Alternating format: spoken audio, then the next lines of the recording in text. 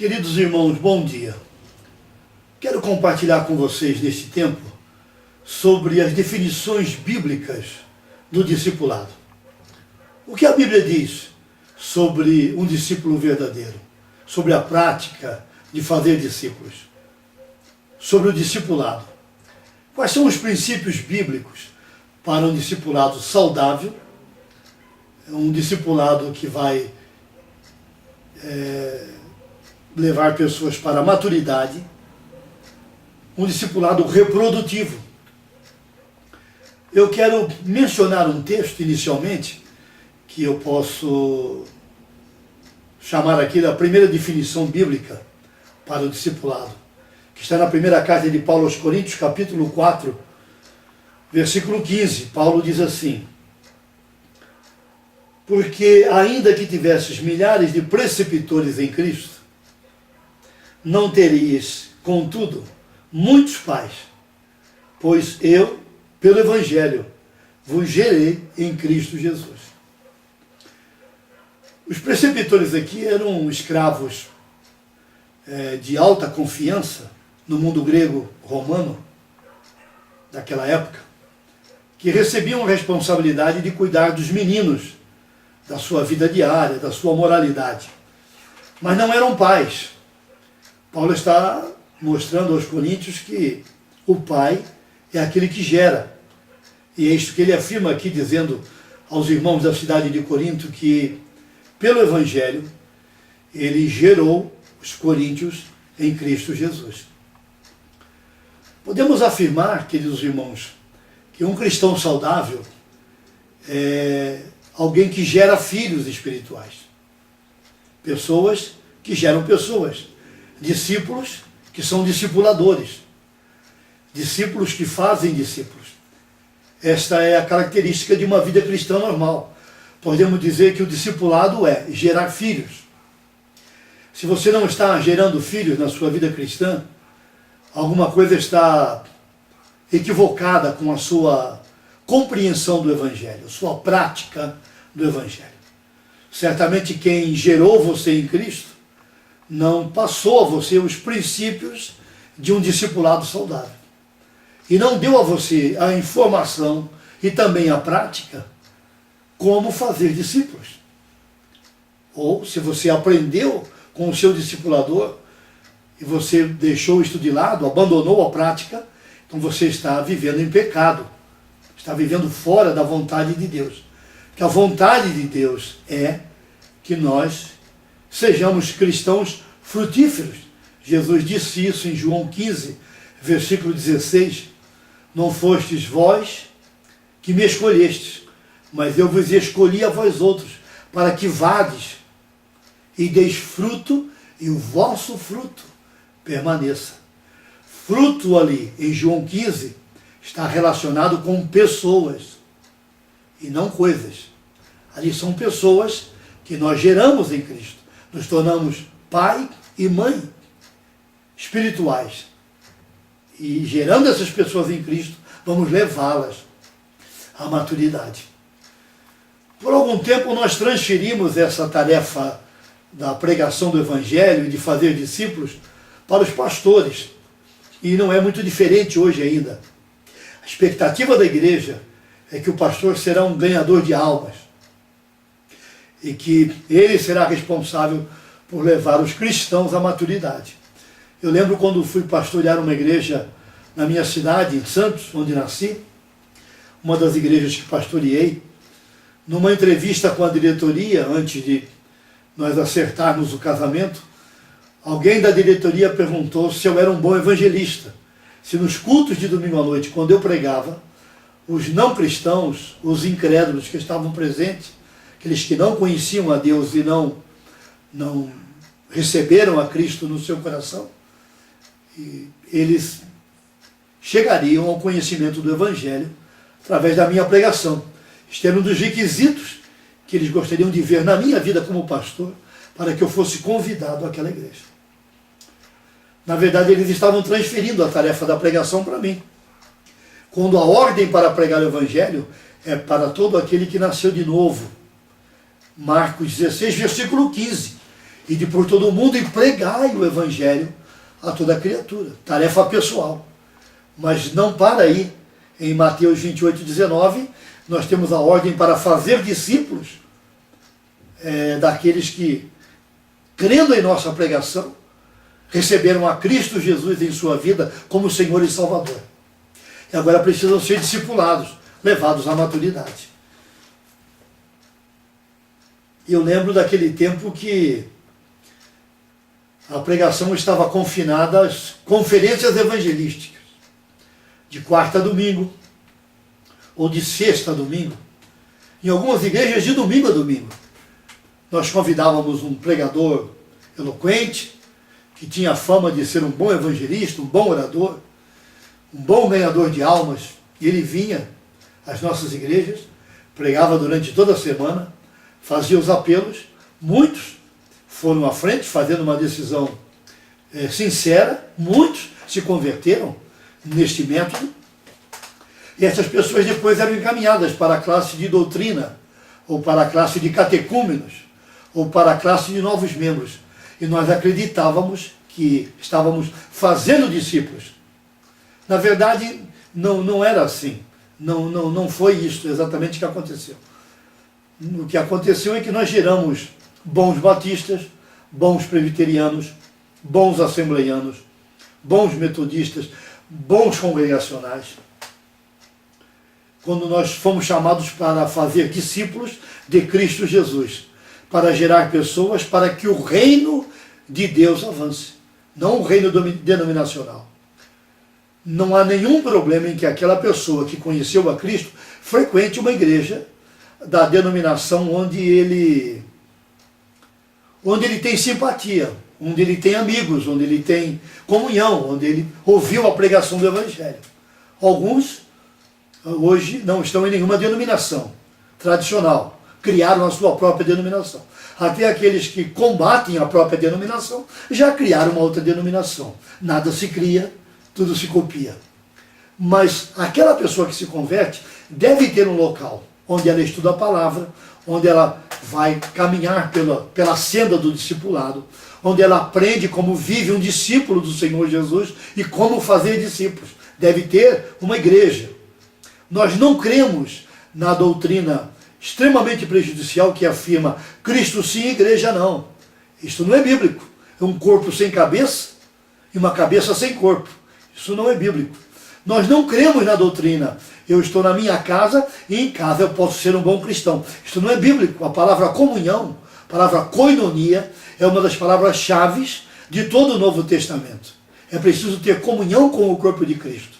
Você pode até afirmar, mas a igreja tem muitos problemas, a igreja tem muitas lutas, a igreja tem muitas dificuldades, a igreja tem muitas batalhas. É verdade, a igreja tem sim, porque nós estamos na igreja.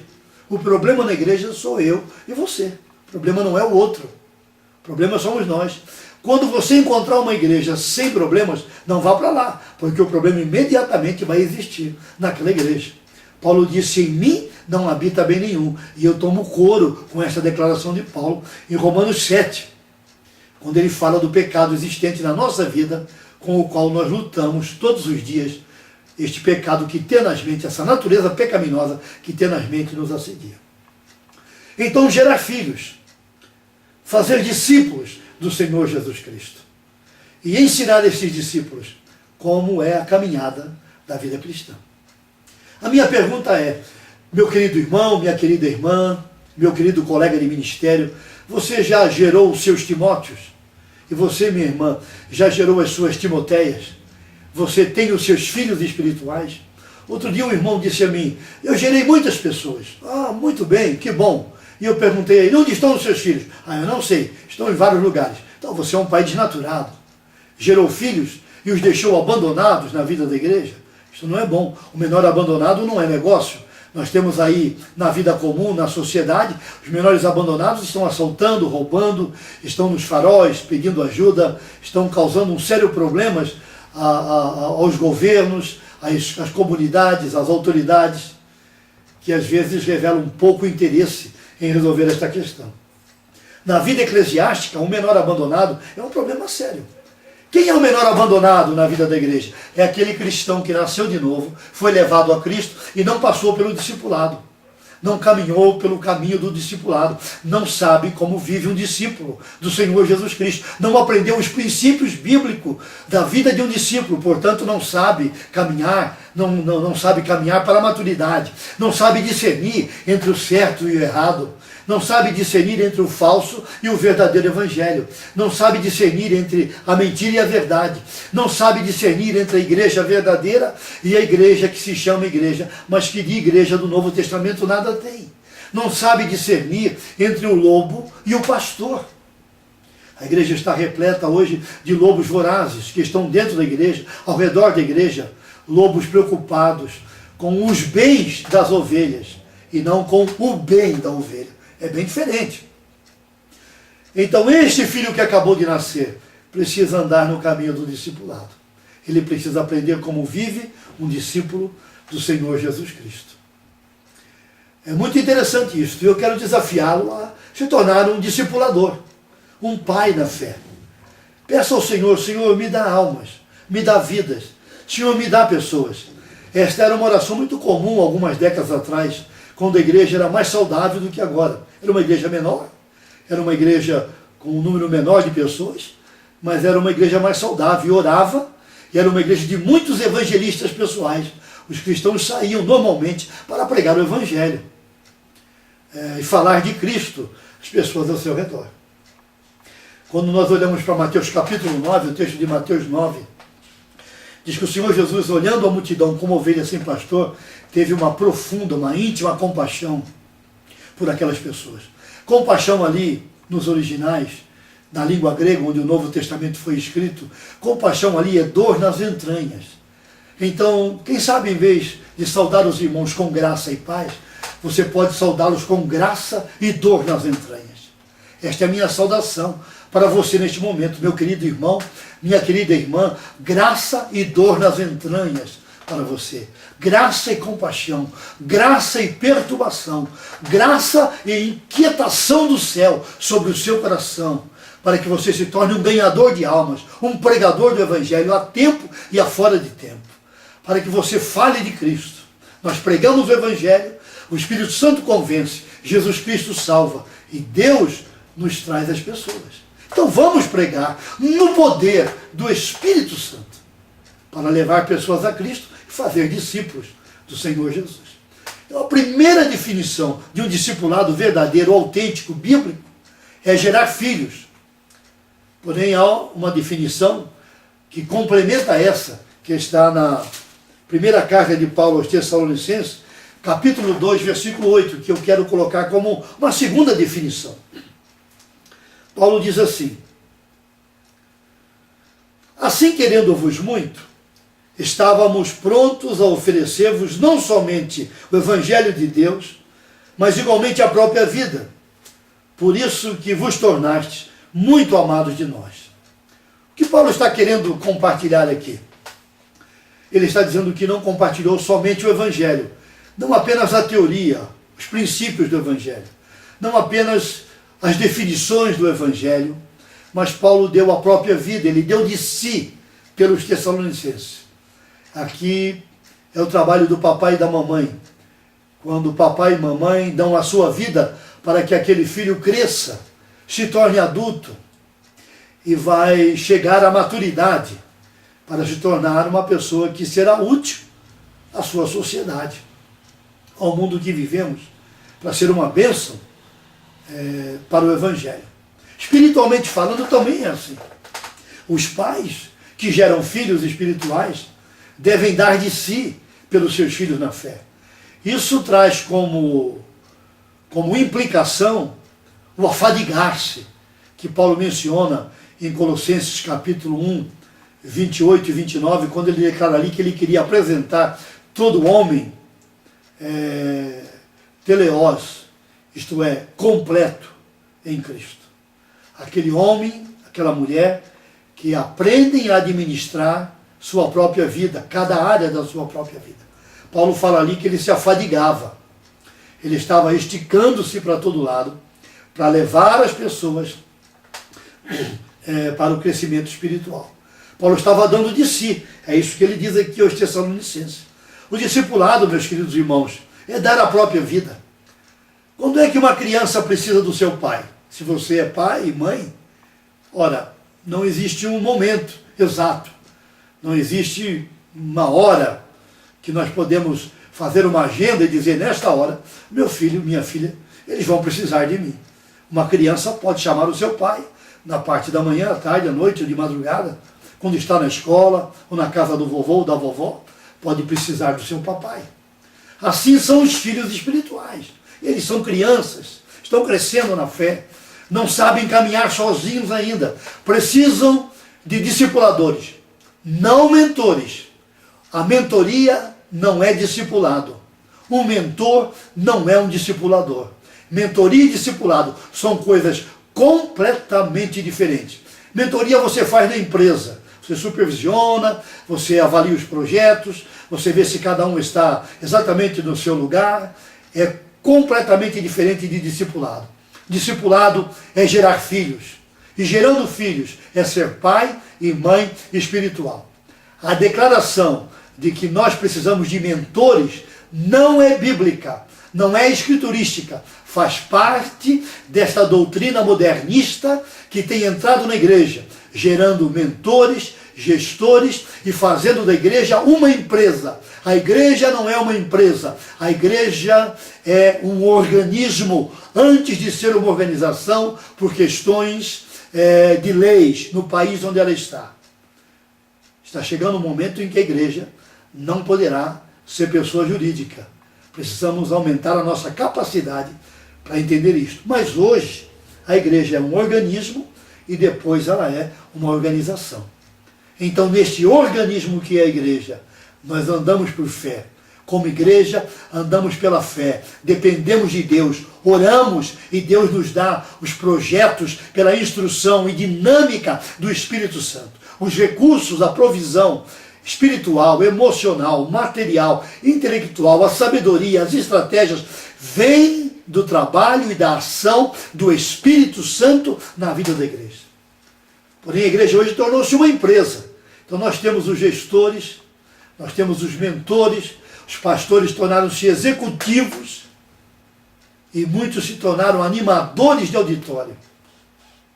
Por esta razão a igreja tem perdido sua qualidade, sua teologia, sua ética, sua santidade, sua identidade. A igreja hoje não sabe quem ela é e para que ela existe. Por esta razão é que os diversos movimentos que surgiram conseguiram milhares de adeptos na igreja. Rede ministerial, igreja com propósito, que de propósito não tem nada. O movimento do G12, não é? Que causou profundos prejuízos à vida da igreja e tem causado, e os seus precursores precisam se arrepender, humilhar-se e pedir perdão à igreja brasileira pelos estragos causados à igreja e à visão missionária transcultural. Porque a igreja se tornou uma igreja infantil, um grande berçário espiritual. Alguns colegas se orgulham, se ufanam e falam abertamente. A minha igreja tem 2.000 membros. Muitas vezes são 2.000 bebês. 6.000 membros, 6.000 crianças. 4.000 membros, 4.000 infantis. Gente que não cresceu, não amadureceu, não é útil, não é espiritual, não sabe discernir entre o certo e o errado, entre o culto a Deus e o culto ao homem. Homens e mulheres que estão fazendo rodízio de igreja. Se na igreja da direita vai cantar fulano de tal, ele tem uma unção tremenda, vai todo mundo para lá. O camarada nem é crente, nem nasceu de novo. Cobra uma grana enorme para cantar. Se não der, o dinheiro que ele pede não vem. Não dê. Não gaste dinheiro com essa gente. Não invista nesse pessoal gospel que de evangelho não tem nada. Não dê não. Não invista nesta situação. Isto é pecado, isto é falta de visão e falta de caráter na igreja evangélica brasileira. Ah, está ali um pregador que quando prega todo mundo cai. vai todo mundo para lá, cai todo mundo para a direita, cai todo mundo para a esquerda, só a carteira que não cai para missões, a oferta para missões desaparece, diminui. Estamos ricos como igreja evangélica brasileira, temos carros do ano, estamos participando de cruzeiros gospel, inclusive alguns pregadores aí conceituados estão indo passear de barquinho e dizendo que vão pregar, vão doutrinar, vão ensinar a Bíblia num cruzeiro gospel. Ah, meus irmãos, misericórdia! Quem é que vai aprender Bíblia num cruzeiro gospel? Isso é brincadeira, não é? É falta de visão, é falta de seriedade, é falta de profundidade. É gente que precisa de fama, de holofote, é gente que está em crise, não sabe qual é o ministério, não sabe por que foi chamado, nem para que foi chamado. Por isso embarca nesses barcos de prazer, quando nós somos chamados para um barco de guerra, para um barco de batalha, para um barco de luta espiritual. Você quer passear num cruzeiro? Vá passear, tem o seu tempo de férias, mas não um cruzeiro gospel. Quanto custa um cruzeiro gospel? Aqueles que estão indo a um cruzeiro gospel estão investindo fortemente em missões na mesma proporção? Raramente. Alguém que está num cruzeiro gospel está preocupado em investir em missões. Pode ser que alguém ali tenha o seu compromisso com missões, mas a igreja brasileira está muito confusa nesta questão. Por quê? Porque é uma igreja infantil, é uma igreja menina. É uma igreja sem discernimento. Não gosta do pastor no domingo quando ele prega, vai para a igreja da esquerda. O pastor da esquerda não tem ética, ele está preocupado com o crescimento numérico, porque ele é medido pelo número de pessoas que vêm à sua igreja no domingo à noite. E ele gosta disso, ele se acha vitorioso. Deus está abençoando, o reino está crescendo. Não, o reino não está crescendo. O reino cresce quando pessoas se convertem. Quando irmãos saem da igreja batista A para a igreja batista B, da presbiteriana A para a presbiteriana B, desta igreja para aquela igreja, o reino não cresceu. A igreja inchou, o reino inchou. A igreja cresce quando pessoas são removidas das trevas para a sua maravilhosa luz. E os pastores então se tornaram grandes gerentes de berçários. Vão à igreja com sacola de chupeta, de mamadeira, de chuquinha, com sacolas de balas, porque os cristãos reclamam que não receberam visita pastoral. Querem o pastor para cuidar de queda de cabelo, de unha encravada, de enxaqueca. Meus queridos irmãos, se a questão não é avião na torre, assalto ao banco, sequestro, você deve crescer, tornar-se um cristão maduro e aprender a cuidar das suas próprias crises e das crises da sua família. Você pode pedir oração, pode orar com outro irmão, mas você pode também aliviar a carga pastoral, facilitar o ministério do seu pastor. Deixe o seu pastor equipar aqueles crentes que querem ser equipados. Não é possível ter um pastor bombril de 1001 utilidades. Isto não é ministério, é outra coisa, menos ministério. Então a igreja precisa crescer. Como é que ela cresce? Pelo discipulado. Discipulado dá trabalho. É ser pai e ser mãe espiritual. Levando os filhos agora para o crescimento, dando a própria vida. É batalha espiritual. É chumbo grosso. É luta corpo a corpo. Efésios capítulo 6, de 10 a 18. O seu ministério é uma batalha espiritual. O seu discipulado é uma batalha espiritual. Batalha contra o diabo, batalha contra o mundo, batalha contra a carne, batalha contra o pecado. Eu quero desafiá-lo a entrar na batalha para valer, a ser um soldado de Cristo Jesus para valer. Portanto, faça discípulos, gere filhos, leve-os à maturidade, torne-se pai e mãe espiritual, para a glória e para a honra do Senhor Jesus. Amém? Você pode acessar este vídeo através do site da Missão Avante, www.missãoavante.org.br. No próximo vídeo, nós vamos compartilhar mais algumas definições sobre o que a Bíblia diz em relação ao discipulado, o caminho do discipulado, como fazer discípulos e como ter um discipulado sério, bíblico, saudável, reprodutivo, que vai levar pessoas ao crescimento espiritual, para que elas se tornem pessoas úteis e espirituais, para a glória de Deus. Amém? Deus o abençoe. Fique firme.